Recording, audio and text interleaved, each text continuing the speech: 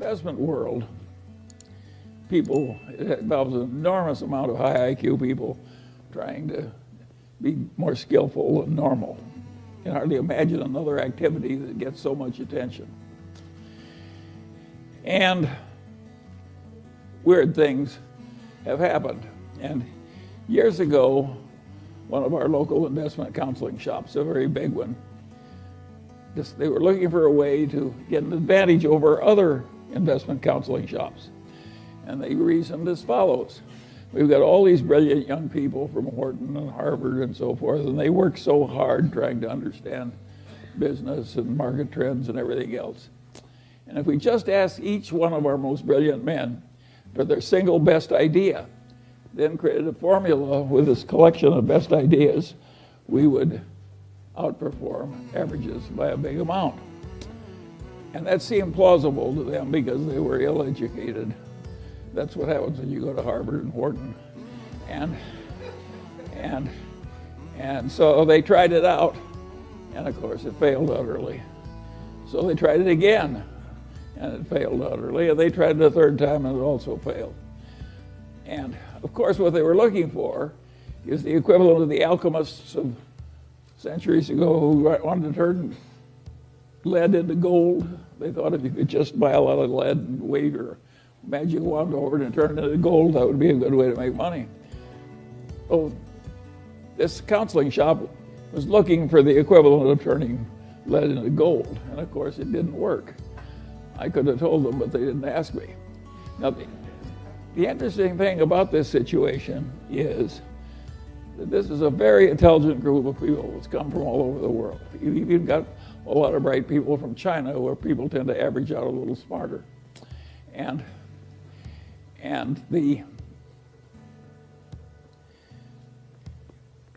issue is very simple. It's a simple question. Why did that plausible idea fail? Just think about it for a minute. You've all been to fancy educational institutions. I'll bet you there's hardly one in the audience who knows why that thing failed. That's a pretty ridiculous demonstration I'm making. How can you not know that? It's one of the main activity of America. It's an obvious and important failure. Surely we can explain it. You have to have stayed awake in your freshman college courses to answer that question. But if you ask that question at a Department of Finance, at a leading place, the professors wouldn't answer it right. Now I'm going to leave you that question because I want you perplexed. And now we'll go on to another issue.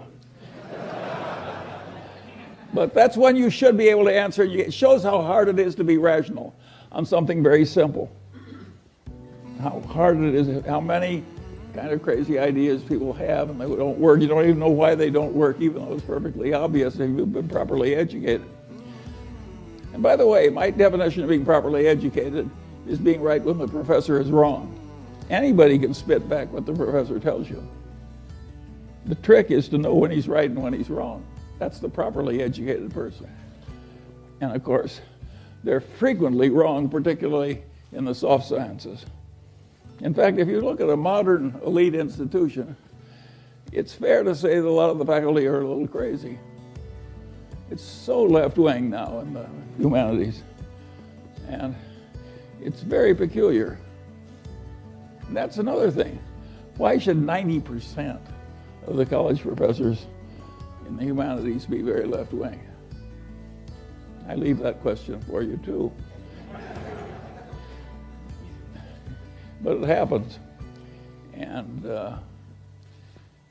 another issue, of course, that's happened in the world of stock picking, where all this money and effort goes into trying to be rational, is that we've had a really horrible thing happen to the investment counseling class. And that is, these index funds have come along and they basically beat everybody. And not only that, the amount by which they beat everybody is roughly the amount of cost of running the operation and making the changes in investments. So you have a whole profession that is basically being paid for accomplishing practically nothing. This is very peculiar.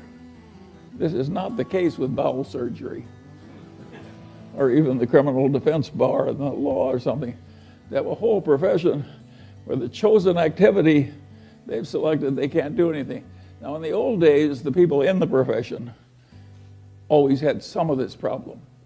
And they rationalized as follows: we are saving our clients from the insurance salesman and the stockbroker, the standard stockbroker that serves the active trader.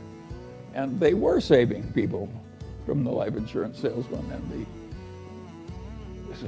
the hustling stockbroker who liked active trading. And I suppose in the sense that the investing class is still saving those people from an even worse fate. But it is very peculiar when a whole profession that works so hard and is so admirable, and the members of which we are delighted when they marry into our families, and they just can't do what the profession is really trying to do, which is get better than average results. How is that profession handling this terrible situation as index investing gets more and more popular, and including by a lot of fancy places? Well, I'll give you a very simple answer. They're handling it with denial. They have a horrible problem they can't fix, so they just treat it as non-existent. This is a very stupid way to handle a problem. Now, it may be good when you're thinking about your own death, which you can't fix, and just denial all the way to the end. But in all the practical fields of life, this problem thoroughly understood is half solved or better coped with. So it's wrong to have all these people in just a state of denial and doing what they've always did year after year and hoping that the world will keep paying them for it, even though an unmanaged index is virtually certain to do better. It's a very serious problem. And think of how much New York, say, needs a flow of money from finance. Think what would happen to Manhattan if there weren't any fees for investment management or trading spreads and so on. And so it's a weird situation. And of course, it's unpleasant. Big investment counseling shops some of them shrink and some go out of business. And the value investors, of course, who many of I know because we came from that tradition, the value investors who are honorable are quitting. Boom, boom, boom. And what worked for them for years stopped working, and they're honorable people, they just quit.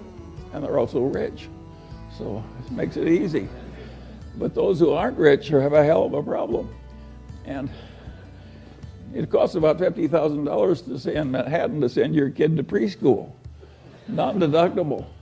And that's just the start of an endless procession of years of vast expense. So if your game is money management, you have a serious problem. And I don't have any solution for this problem. I do think that index investing, if everybody did it, won't work. But for another considerable period, index investing is going to work better than active stock picking, where you try and know a lot.